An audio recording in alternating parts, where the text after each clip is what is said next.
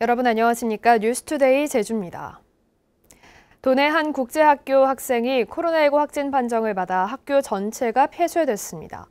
제주도와 모 국제학교에 따르면 학교 학생인 A씨는 지난 15일까지 서울을 방문하고 돌아온 뒤 어제 오전부터 발열 증세를 보여 코로나19 진단 검사를 받은 결과 양성 판정을 받았습니다.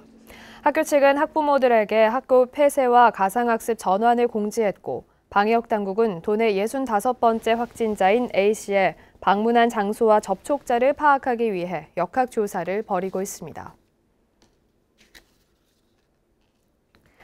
제주도교육청은 어제부터 수능날인 12월 3일까지를 수능 특별 방역 기간으로 정해 학원과 교습소 등을 대상으로 집중 방역 점검을 실시합니다.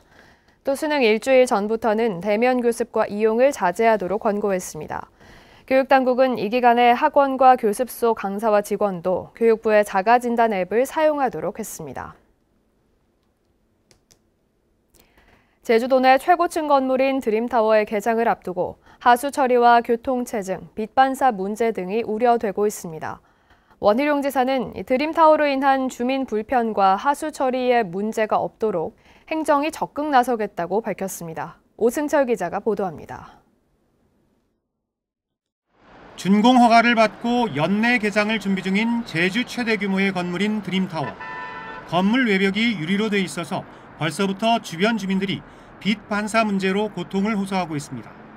여기다 1,600개 객실과 식당, 쇼핑몰 등이 본격 운영되면 하루 5,000톤 가까운 하수가 발생하고 주변 교통난은 더욱 가중될 것으로 우려되고 있습니다.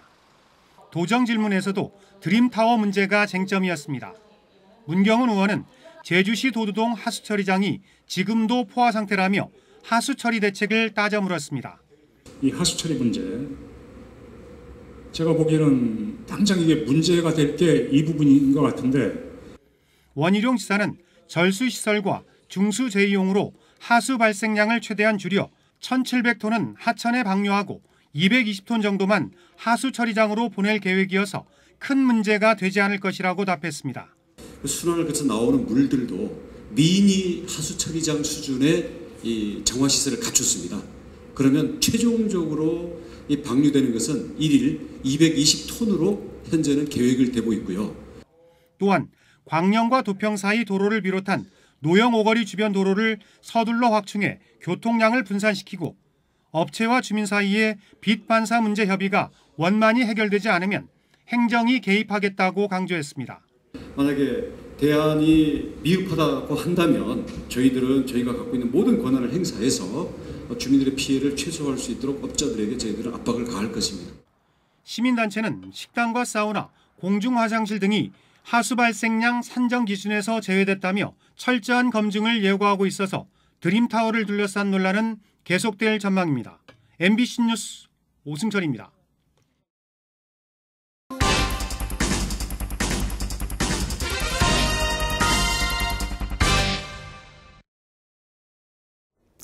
버거운 의료비에 내몰리는 미등록 이주 노동자들의 실태, 어제 이 시간에 전해드렸습니다. 미등록 이주 노동자들은 건강보험 혜택을 받을 수 없는 데다 일부 병원에서는 미보험 진료비에 외국인 의료 수가라는 별도의 비용까지 청구하고 있어서 어려움을 겪고 있습니다. 이소현 기자입니다. 미등록 이주 노동자들의 의료를 지원하는 시민단체. 한 외국인으로부터 다급한 전화가 걸려왔습니다. 식당에서 일을 하던 베트남 출신의 미등록 이주 노동자가 급성 맹장염에 걸려 선수금 200만 원을 내고 응급수술을 받았지만 나머지 병원비를 마련하지 못해 도움을 청한 겁니다. She don't have any relative, family or friend here. Now we sent her to help them. After her operation, we pay all the fee. 미등록 이주 노동자 A씨에게 맹장 수술에 따른 사흘 동안 입원 치료비로 청구된 진료비는 1,000만 원에 가까운 960만 원. 병실료와 식사비 등 항목마다 2배의 외국인 의료 수가가 추가로 붙어 건강보험을 적용하지 않는 진료비 300여만 원보다도 3배나 비싼 진료비가 청구된 겁니다. 병원 측은 외국인의 경우 의사소통 등의 비용이 더 들고 제주에 거주하더라도 미등록 신분이기 때문에 미보험 외국인과 동일한 진료비를 청구할 수밖에 없는 상황이라고 밝혔습니다. 외국인 의료 수가는 관련법에 따라 병원이 자율적으로 정할 수 있는데 국립대병원을 제외한 대부분의 사립병원들이 적용하고 있는 상황. 제주에서는 권역 외상센터를 갖춘 종합병원마저 외국인 수가를 적용하다 보니 각종 외상으로 응급 상황에 해당 병원으로 후송된 미등록 외국인들은 치료보다 먼저 비용을 걱정해야 하는 지경입니다. 외국에서 온 의료 관광객들과 그리고 이 제주도에서 열심히 일하다가 갑작스러운 사고를 통해서 다친 이주 노동자들은 다르잖아요. 몸도 지금 다쳐서 큰 아픔인데 의료비라는 막중한 부담까지 안게 돼서 보이지 않는 곳에서 내국인이 기피하는 일에 종사하며 우리 사회를 떠받치고 있는 미등록 이주 노동자들. 이제 이들을 위한 의료체계 점검이 필요한 시점입니다. MBC 뉴스 이소연입니다. 제주 MBC는 지난해 당산봉과 사라봉 급경사지 정비공사의 토지 보상가가 과도하게 책정됐다는 문제를 심층 취재해 보도해드렸습니다. 국토교통부 조사 결과 당산봉에 이어 사라봉 정비공사에서도 보상가 산정의 근거가 된 감정평가 금액이 부풀려진 것으로 드러났습니다. 박주연 기자입니다. 이 사라봉 급경사지 정비공사 때도 공시지가보다 최고 20배 높은 가격에 사유지를 매입한 것으로 확인돼 시민단체가 공익감사를 청구하기로 했습니다. 국토부 조사 결과 이 같은 의혹은 사실로 확인됐습니다. 제주시는 사라봉 급경사지 정비공사를 하면서 공사 구역 내 사유지 7필지를 4억 5천만 원에 사들였습니다. 필지별로 제곱미터당 12만 원에서 최고 20만 원까지, 공시지가와 비교하면 7배에서 최고 22배까지 높은 금액입니다. 국토부는 이 같은 보상 금액의 기준이 된 감정평가가 부적정했다고 판단했습니다. 보상 대상 토지는 개발이 불가능한 토지인데도 개발 제한이 없는 땅과 비교해 감정가를 산정했고 인근 토지보다도 기준 시세를 높게 책정했다며 감정평가 업체 2곳에 대해 징계 여부를 심의해야 한다고 밝혔습니다. 수사권 청구해야죠. 맞아, 문제가 있다고 그러면은 우리가 그건 당연히 결정에 따라야 하지 않겠습니까? 문제는 심의를 해도 징계로 이어지는 경우는 매우 드물다는 점입니다. 국토부가 지난해 11월 감정가가 부적정하다고 판단한 당산봉 정비공사의 경우도 감정평가 업체에 대한 징계가 논의됐지만 업체의 의도성을 확인하기 어렵다며 징계하지 않았습니다. 제주시 역시 해당 업체가 징계를 받지 않았다는 이유로 감정평가 업체의 과도한 감정가 산정으로 인해 발생한 손해에 대한 배상 청구도 하지 않았습니다.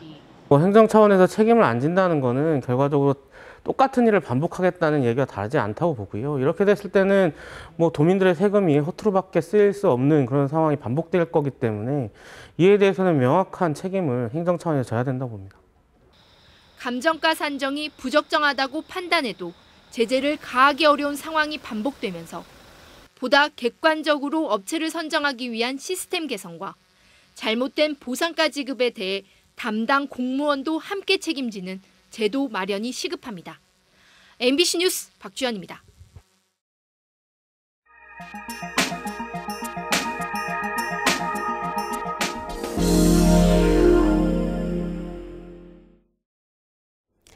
어린아이를 키우는 맞벌이 부부는 일과 육아를 병행하기가 쉽지 않습니다. 특히 급하게 아이 맡길 곳을 찾지 못해 곤란한 경우가 있는데 거창군이 자녀를 군청에 데려와 함께 일하는 자녀 동반 근무제를 도입했습니다. 신동식 기자가 보도합니다. 거창군청 내 여직원 휴게실. 서너 살 된 유아들이 장난감을 가지고 놀고 엄마와 함께 책도 읽습니다. 아이들이 노는 동안 엄마들은 휴게실 한쪽에 마련된 컴퓨터로 업무를 봅니다. 아이를 돌보면서 일도 하는 자녀 동반 근무제가 도입된 건데 직원들의 만족도가 높습니다. 애를 이제 맡길 데가 없으니까 그때마다 뭐라고 해야 되지, 마음이 되게 애들한테도 미안하고 직장에서 같이 일하는 동료들한테 어떻게 보면 좀 피해를 줄 수도 있는 그런 상황이니까. 특히 자녀를 맡길 곳이 마땅치 않은 맞벌이 부부에게는 희소식입니다. 이용 시간에 구애받지 않고 이용 1시간 전 신청하면 돼 휴가로 인한 업무 공백도 줄일 수 있습니다. 편하게 애들 볼 수 있고 또 저기 업무 환경도 좀 갖춰져 있어가지고 일을 좀 할 수 있어서 괜찮아진 것 같아요. 거창군에서는 매년 50여 명의 군청 직원들이 일과 양육을 함께하기 어려워 육아휴직을 신청하고 있습니다. 고육지책으로 꺼내든 카드가 자녀 동반 근무제. 수요조사에서는 초등학생 이하 자녀를 둔 직원의 절반 이상이 이를 활용하겠다고 응답했습니다. 금년도에는 시범적으로 실시를 한번 해보고 또 내년도에는 또 우리 거창군뿐만 아니고 군 내에 있는 전 공공기관에 한번 확대하도록 해보겠습니다. 저출산 인구 절벽 시대에 인구 증가 시책으로 시작된 자녀 동반 근무제가 정착할 수 있을지 주목됩니다. MBC 뉴스 신동식입니다.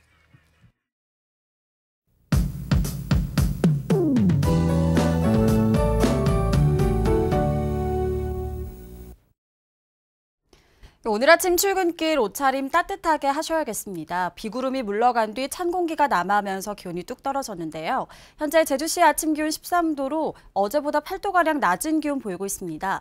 내일은 복사 냉각의 영향으로 기온이 더 떨어질 걸로 보이는데요. 갑작스러운 기온 변화에 대비해서 건강관리 잘해주셔야겠습니다.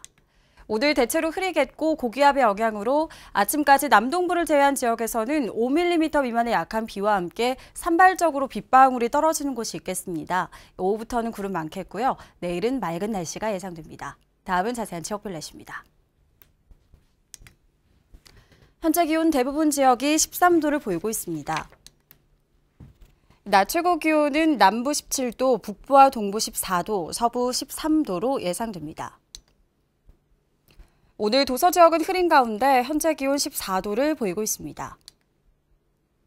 내일 오전까지 제주도 남쪽 먼바다에서는 바람이 강하게 불겠고요. 물결도 높게 일겠습니다. 오늘 오후에 풍랑특보가 발효될 걸로 보이는데요. 항해나 조업하는 선박은 주의하시기 바랍니다. 오늘 아침 제주공항은 구름 많은 가운데 항공편은 정상 운항되고 있습니다.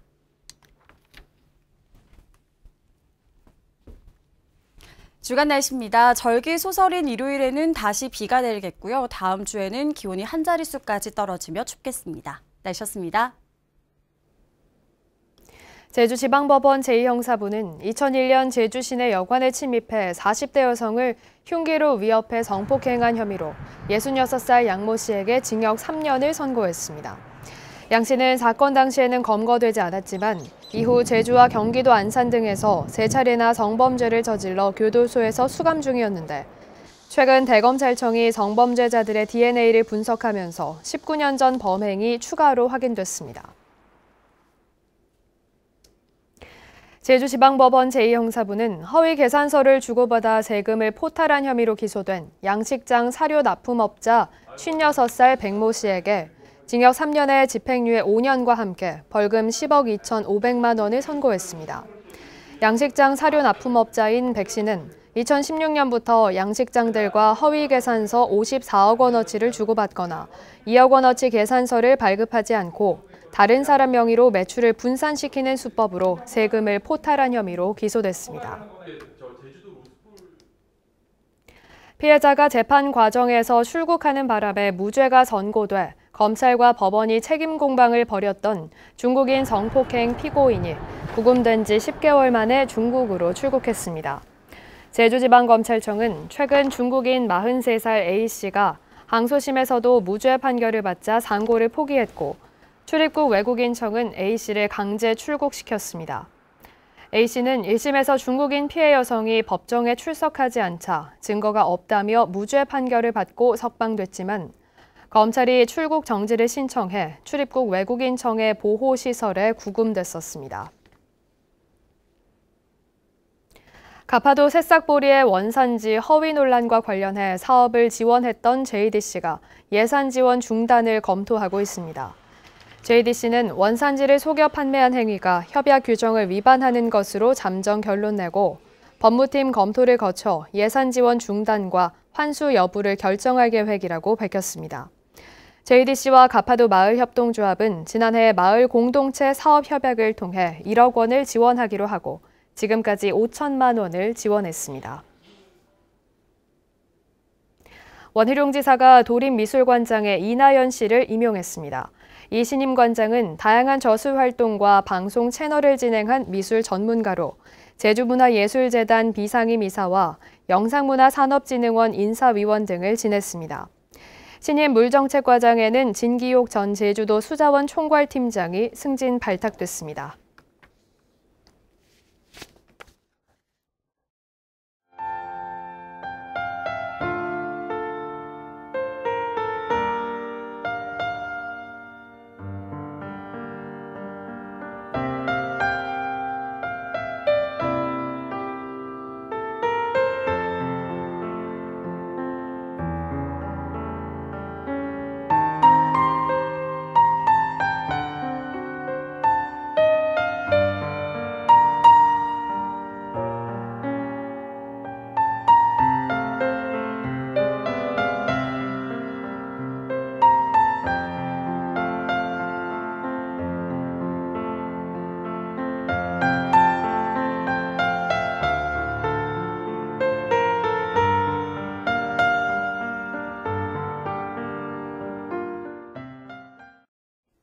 뉴스투데이 제주를 마치겠습니다. 시청해주신 여러분 고맙습니다.